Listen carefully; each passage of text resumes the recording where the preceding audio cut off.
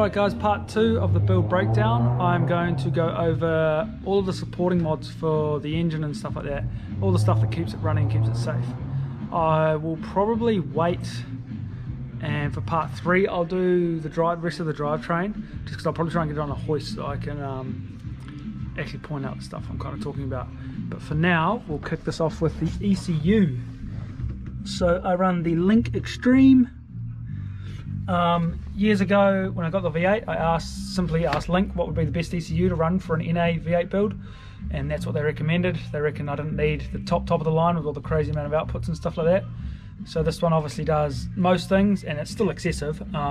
Still heaps of features we don't use on it, so it's really good. Keeps everything safe, has all the cuts, heat cuts, oil pressure cuts, which we run sensors for and all that, and it's kept everything safe so far. It's really good. I highly recommend Link. It's been really good to me. So yeah, on to wiring. I've had my man Lance from AutoWire here in Rotorua.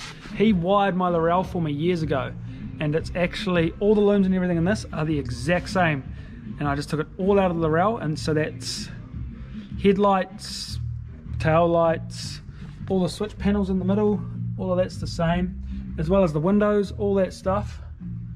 Sunroof I even wired up, is all the same the loom that was in the Lorel. I took it all out. I think I had to unpin a couple of plugs, but apart from that I didn't have to cut anything. It came straight out, straight into this. So super handy. Never had a wiring issue, which is amazing. Like last thing I told him when I dropped it off, like last thing I want is wiring issues, and sure enough he has done a killer job, and I've never had a wiring issue. I might have popped the odd fuse, but I mean that's what they're there for, and it's easily replaced and doesn't happen all the time. And that's only because I think I popped the window fuses a couple times, and that's only because the windows grab. But yeah, wiring is safe as in this car. Killer. So then fuel, obviously I have my fuel line and my AccuSump line run through here. Back to the AccuSump. Marotho AccuSump, manually turned on and off. You have to remember to do that. I'm real good at forgetting to do that, but I think the AccuSumps are real good for, say, Pookie, Hampton Downs, where you get those big long sweepers. And just I know a few people do struggle with oil cuts going around those.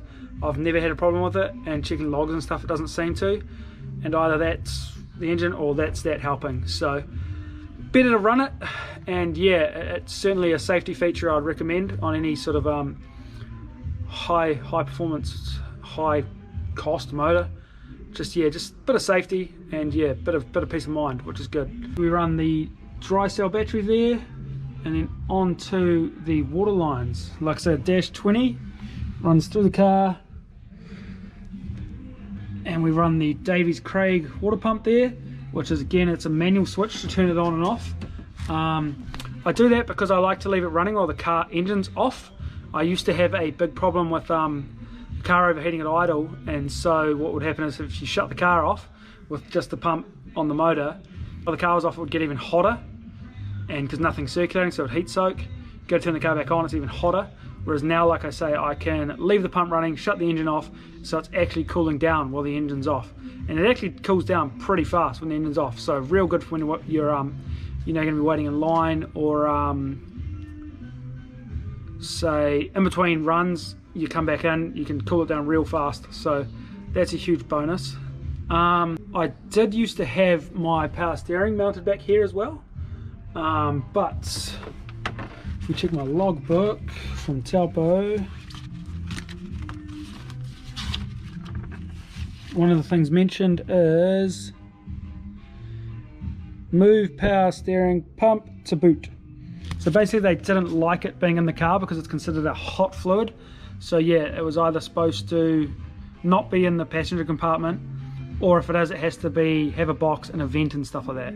Now, I'm basically the only one that got picked up on it in Taupo, but yeah, apparently it's a rule, and it's in my logbook, so that is one of the reasons we've moved it from there into the engine bay. And also I think it's actually easier serviceable in the engine bay now, so I don't know if I showed you guys that last time. But yeah, having no radiator in here means it's down here now. Lines are super simple down to the power steering rack. And then yeah, my catch can was here for the engine, which is why I had to move that, but I always had plans to put them here, one either side on the tubs, which we're getting done at the moment. And I'm going to show you that, guys, that one day soon. So then if we actually, the reason all of this battery, water pump, all these lines and stuff are down the passenger side is to sort of try and offset some of the weight from the driver. So when I'm here alone, it sort of hopefully provides a little bit more balance to the car. That's the idea. Onto the radiator. We run an alloy radiator. It's nothing fancy.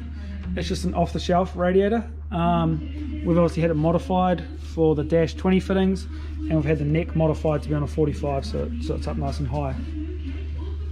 I'm not 100% sure about the overflow. We probably should move it. I'm not sure if that's part of our problem or not yet. I might experiment with that. And then as for fuel, we obviously we run the factory fuel tank. That's because our boy Ra and a couple of boys like Tay and stuff like that actually highly recommend just running the factory one, and that's because it is perfectly situated up over the diff and sits either side. It's a perfect saddle, so 50-50 weight either side of the drive shaft diff. So yeah, it's actually really good placement and really good weight distribution, so that's why they recommend running it. It's plastic already, and then yeah, and that saved me trying to mount another tank somewhere back here. So then we run that straight into our surge tank, aeroflow surge tank, which is actually the fuel pumps are built into the surge tank. Obviously you can see I've got two Bosch 044s here with the Y pipe and stuff, but I've only got one of them running. I only ever ran one pump in the Laurel, and it was never a problem. It was what was recommended, so I only ran one. When I set this up, I decided stuff it, I put two in there, and I was going to set up two, but then I decided at the time the wiring was only set up for one, so I just left it like that. And then I've actually since then decided it's probably better, because what I can do is if I ever have a fuel pump failure, one of those Bosch 044s, I simply swap the wiring over to the other one, and then we're back to full grunt with the fuel pumps. So it's like having a spare one sitting right there ready to go. And then yeah, we obviously run that into our rig, straight into our rig in the boot. I don't, because it's an NA, I don't have to run rising rate, so there's no vacuum line or anything on there. And then we obviously run our return straight back to the surge and only one line forward. So I don't run a return all the way to the engine and back, it's all done here in the boot. And then obviously we have our ethanol content sensor for flex fuel, which I haven't actually set up yet. I need to go back to the dyno sometime. I've had it like 3 years now, 2 years, and I haven't gone back to the dyno and done a proper tune for flex fuel. One day. Fan, I just run one 15-inch fan there. It's pretty grunty, but to be honest, it's probably not grunty enough. The one time I have heating issues is at idle. I can go and drift lap after lap, and it stays pretty cold. It's as soon as I sit there and try and idle, it wants to climb until I shut the car off.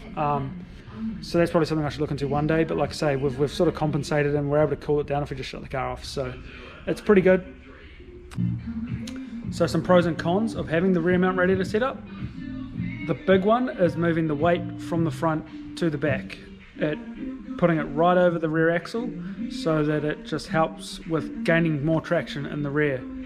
And that's definitely the main one. Cooling wise, like I say, it was the same front to back. I didn't really gain much cooling wise. And then just freeing up some space in the front there, like I say, so it's giving me a bit more space to mount some stuff up there, which is good. And then yeah,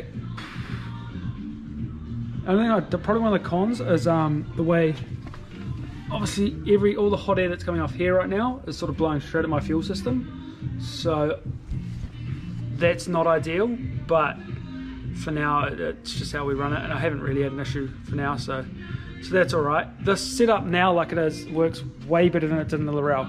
And the Laurel, I basically set it right back like here and up high, and what it did was it actually created more of like a pendulum effect, and so when you'd enter a section it would sort of throw it right out to a really fast to almost full lock.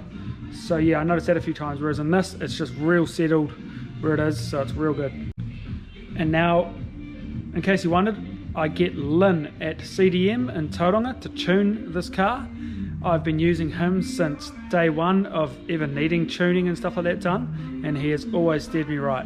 He's always kept my car safe and going, and I mean, like I say, this thing in particular obviously makes plenty of grunt like it is, and it does it safely and reliably, which is what we want. So perfect there. Like I say, next time I will try and get to this car, probably down to my work on a hoist, and we'll go over the rest of the drivetrain for you guys. So stay tuned for that one. Cheers.